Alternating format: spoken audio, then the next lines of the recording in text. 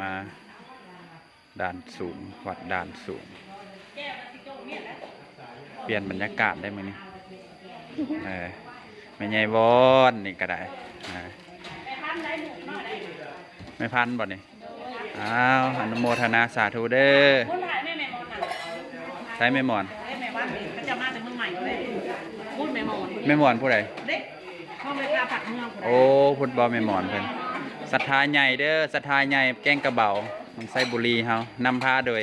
แม่หมอนกับแม่ใหญ่วอนเพิ่นพาโดยพระอาจารย์เราบอกว่าคณะไม่ออกพี่นะคณะไม่ออกนำโดยแม่ใหญ่หมอนกับแม่ใหญ่วอนเห็ดพระข้าวพาน้ำเปลี่ยนบรรยากาศได้มื้อนี้เจ้าโอเล่ยูทูบเบอร์ใหม่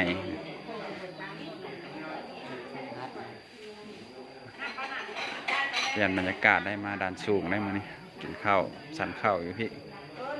บรรยากาศดีหลาย